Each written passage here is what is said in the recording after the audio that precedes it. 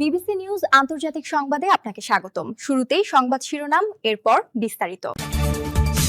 Epstein ইস্যুতে Trump প্রশাসনের বিরুদ্ধে গুরুতর অভিযোগ হিলারির। সুইজারল্যান্ডে ভয়াবহ ট্রেন দুর্ঘটনা। মাদাগাস্কারে ঘূর্ণিঝড় গেজানির তাণ্ডবে ৫৯ জনের প্রাণহানি। বাংলাদেশকে অভিনন্দন, সম্পর্ক জোরদারের আশা ইরানের। এতক্ষণ শুনছিলেন সংবাদ শিরোনাম, এখন বিস্তারিত। আপনি যদি মুসলিমদের পাশে থাকতে চান তাহলে ভিডিওতে লাইক করে চ্যানেলটি অবশ্যই সাবস্ক্রাইব করে দিবেন এবং কমেন্টে জানিয়ে দিবেন আপনার মূল্যবান মতামত। এখন বিস্তারিত। এপস্টিন ইস্যুতে ট্রাম্প প্রশাসনের বিরুদ্ধে গুরুতর অভিযোগ হিলারির। বর্তমান মার্কিন পররাষ্ট্রমন্ত্রী হিলারি ক্লিন্টন বর্তমান ট্রাম্প প্রশাসনের বিরুদ্ধে চাঞ্চল্যকর অভিযোগ তুলেছেন। তিনি দাবি করেছেন, কুখ্যাত যৌন অপরাধী জেফ্রি এপস্টিন সংক্রান্ত নথিপত্র থামাচাপা দেওয়ার চেষ্টা করছে হোয়াইট হাউস। বার্লিনের অনুষ্ঠিত বার্ষিক ওয়ার্ল্ড ফোরামে বিবিসিকে দেওয়া এক সাক্ষাৎকারে তিনি এই দাবি করেন।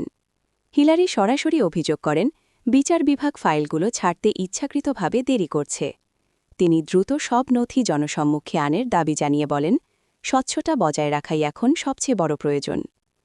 অন্যদিকে হোয়াইট হাউস এই অভিযোগ দৃঢ়ভাবে অস্বীকার করেছে।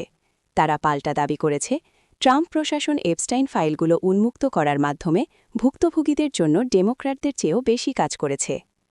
এই বিতর্কের মধ্যেই কংগ্রেসের ওভারসাইট কমিটি এপস্টাইন সংশ্লিষ্টতায় ক্লিন্টন দম্পতিকে তলব করেছে।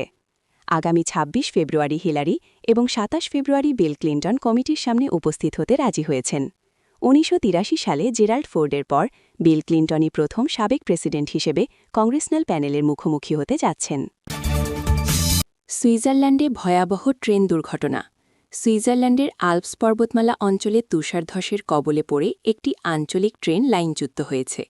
সোমবার ১৬ ফেব্রুয়ারি দক্ষিণাঞ্চলীয় শহর গোপেনস্টাইনের কাছে ১১১৬ মিটার উচ্চতায় এই দুর্ঘটনা ঘটে।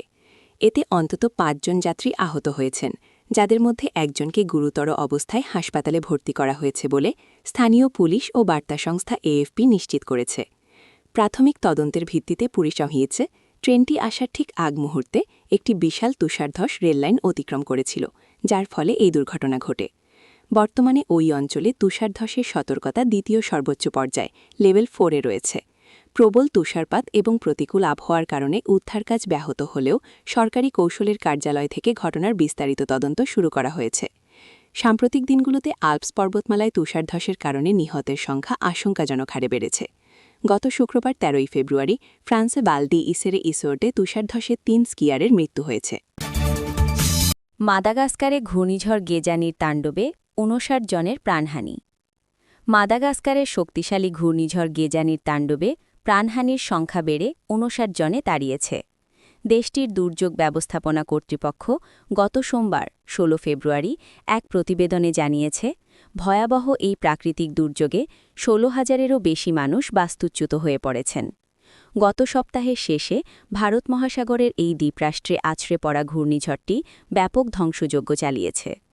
ঘূর্ণিঝড় গেজানির প্রভাবে মাদাগাস্কারের উত্তর ও মধ্যাঞ্চলে প্রবল বাতাস এবং রেকর্ড পরিমাণ বৃষ্টিপাত হয়েছে। এর ফলে সৃষ্ট আকস্মিক বন্যা এবং ভূমিধসে অসংখ্য ঘরবাড়ি মাটির সঙ্গে মিশে গেছে। বহু মানুষ তাদের মাথা গোজার ঠাঁই হারিয়ে অস্থায়ী আশ্রয়কেন্দ্রে আশ্রয় নিতে বাধ্য হয়েছেন। বিদ্যুৎ এবং যোগাযোগ ব্যবস্থা বিচ্ছিন্ন হয়ে পড়ায় দুর্গত এলাকাগুলোতে উদ্ধার অভিযান মারাত্মকভাবে ব্যাহত হচ্ছে। সরকারি কর্মকর্তারা জানিয়েছেন, বন্যায় তলিয়ে যাওয়া এলাকাগুলোতে আটকে পড়া মানুষদের উদ্ধারে বিশেষ দল কাজ করছে। তবে প্রতিকূল আবহাওয়ার কারণে ত্রাণ কার্যক্রম পৌঁছাতে দেরি হওয়ায় মানবিক সংকটের আশঙ্কা দেখা দিয়েছে। বাস্তুচ্যুত হাজার হাজার মানুষের জন্য জরুরি খাদ্য, বিশুদ্ধ পানি এবং চিকিৎসার প্রয়োজন দেখা দিয়েছে। কর্তৃপক্ষ ক্ষতিগ্রস্তদের সহায়তায় আন্তর্জাতিক মহলের কাছে আবেদন জানানোর প্রস্তুতি নিচ্ছে। বাংলাদেশকে অভিনন্দন, সম্পর্ক জোরদারের আশা ইরানের। সুষ্ঠুভাবে অনুষ্ঠিত বাংলাদেশের ত্রয়োদশ জাতীয় সংসদ নির্বাচনকে স্বাগত জানিয়ে অভিনন্দন জানিয়েছে ইরান। সেই সঙ্গে দুই দেশের মধ্যে বিদ্যমান দ্বিপাক্ষিক সম্পর্ক ও সহযোগিতা আগের তুলনায় আরও শক্তিশালী হবে বলেও আশা ব্যক্ত করেছে তেহরান। সোমবার ১৬ ফেব্রুয়ারি ইরানের পররাষ্ট্র মন্ত্রণালয়ের মুখপাত্র ইসমাইল বাঘেই বলেন, এই নির্বাচন বাংলাদেশের জনগণের নিজেদের ভবিষ্যৎ নির্ধারণের দৃঢ় সংকল্পের প্রতিফলন এবং জাতীয় পর্যায়ে অগ্রযাত্রা অব্যাহত রাখার ক্ষেত্রে একটি গুরুত্বপূর্ণ পদক্ষেপ।